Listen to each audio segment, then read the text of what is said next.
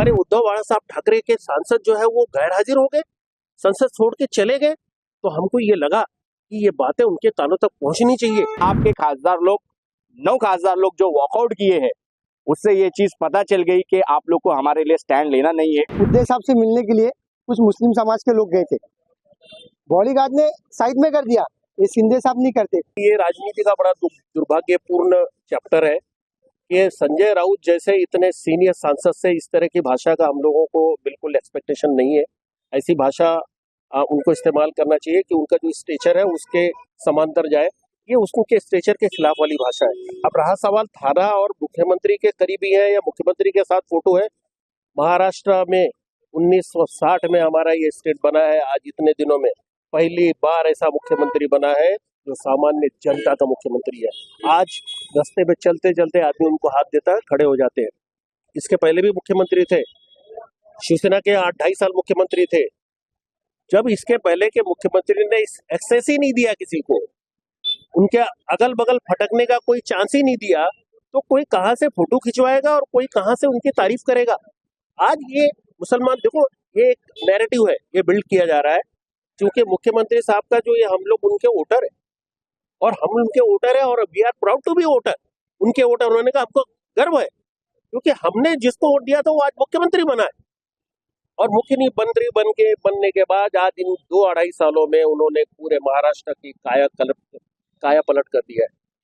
जो आप विकास देख रहे हो, आप मुंबई थाना या महाराष्ट्र के किसी भी हिस्से में चले जाओ, ये विकास महाराष्ट्र के लिए सपना था।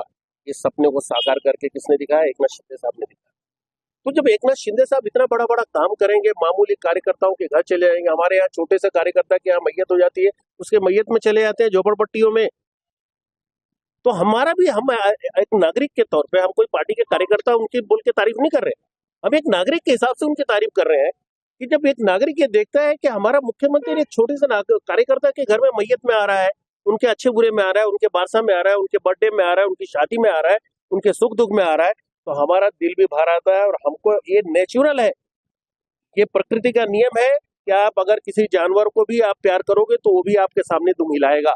तो हम तो जिस तरीके से उन्होंने आरोप किया कि आप थाने के लोग सुपारीबाज है, जो आंदोलन करने आए थे वो सुपारीबाज थे, लेकिन क्या वजह थी आंदोलन करने की, किस वजह से आपने आंदोलन किया? देखो, हमें जब ये मालूम पड़ा कि उनके 9 सांसद, जब ये वक्फ अमेंडमेंट बिल आई है तो उस पर महाराष्ट्र विकास आघाड़ी के और इंडिया आघाड़ी के लोगों ने अपना जो भाषण शुरू किया, तो उसके विरोध में भाषण शुरू किया। ये भी इंडिया आघाड़ी के घटक थे। हमको ये उम्मीद थी एज अ मुसलमान, क्योंकि हमको ये पता है कि ये वक्फ की जो बिल लाई गई है भाजपा द्वारा, ये बिल सिर्फ डाइल्यूट करने के लिए, लोगों का ध्यान हटाने के लिए लाया गया है इलेक्शन में। बाकी इनके पास कोई काम नहीं है। सत्ता में यही है, डबल इंजन सरकार, ये ट्रिपल इंजन सरकार, सब जगह यही है।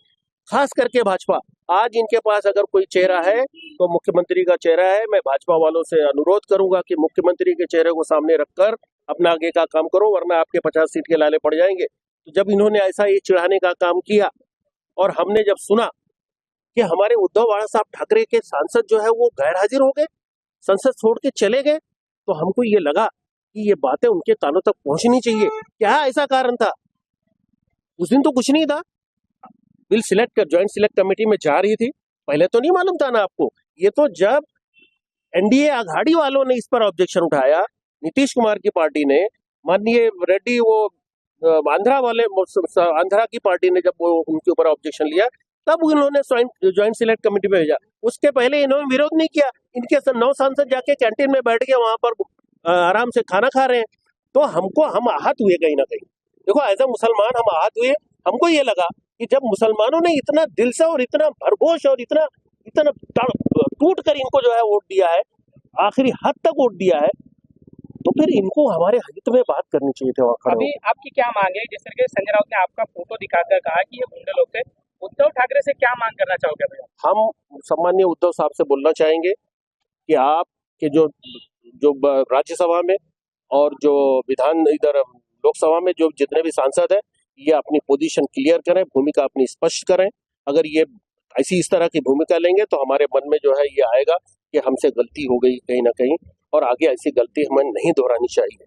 ये हमारी माननीय उद्धव साहब को हमारा निवेदन है कि आपको मुसलमानों ने प्रेम दिया है, उस प्रेम को कायम रखना नहीं रखना ये आपके हाथ में है।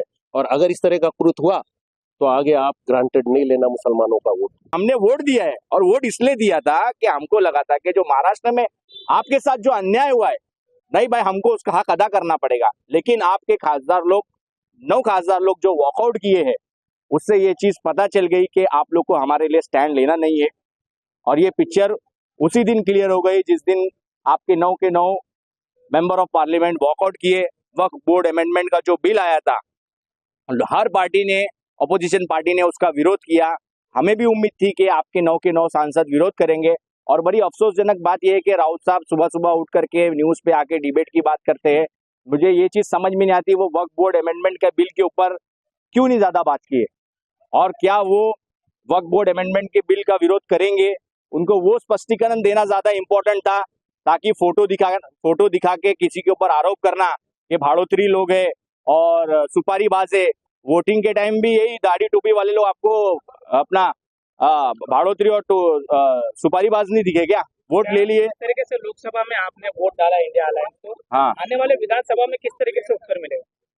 रिजवान भाई, अभी ये खासदारगी के लिए जो इन लोग ने स्टैंड नहीं लिया तो ये बहुत बड़ा क्वेश्चन मार्क हो गया है। अभी मैं कल भी न्यूज में देख रहा था, बहुत सारे लोग कमेंट्स में लिख रहे थे कि भाई यार हमने तो दिलो जान से इनको वोट दिया कि ये लोग हमारे स्टैंड लेंगे, लेकिन ये लोग खुद वॉकआउट हो गए।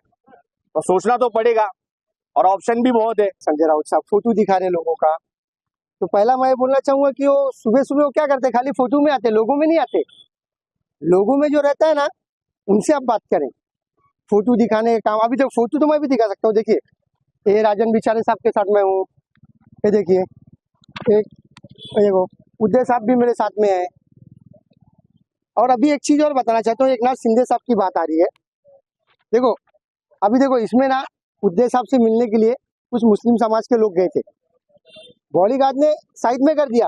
ये शिंदे साहब नहीं करते, गरीब अमीर जात पात नहीं देखते, कोई भी आया आओ, क्या काम है, क्या प्रॉब्लम है, सबकी तकलीफ सुनते, सबसे बात करते। ये इसको क्या मालूम है संजय राउत साहब को। और रही बात तो बिल के ऊपर, अपना मुस्लिम के लोग गए थे, मुस्लिम लोग गए थे, ये इसका सवाल करना के था लोगों को कि आप 9 लोग भागे क्यों। इंडिया अलायंस के लोग बोले, वहां पे विरोध किए, MIM के लोग किए, राष्ट्रवादी के लोग किए, सबने विरोध किया, आप क्यों भागे। आज महाराष्ट्र में सबसे मुसलमानों के हित तो तुम ही हो, लोग तुमको ही वोट दिए ना, तो आप क्यों भागे। आप इस पे जवाब देने के बजाय सुपारीबाज कह रहे हो। आप अपने आप को पहले देखो। अगली बार वोटिंग करने के लिए, अगली बार वोटिंग जब आने वाले हाँ। उसके बारे में क्या सोचेंगे? हम लोग टोटल मुख्यमंत्री एक नाथ शिंदे साहब को वंस मोर लाना चाहते हैं, उदय साहब नहीं चाहिए। ऐसा करेंगे मुसलमानों के साथ, ये करेंगे। अगर पूछने गए कुछ सवाल तो सुपारीबाज, गुंडे, क्रिमिनल, इसलिए वोट दे रही पब्लिक तुमको। हम लोग वंस मोर वापस मुख्यमंत्री एक नाथ शिंदे साहब को मुख्यमंत्री बनना देखना चाहते हैं।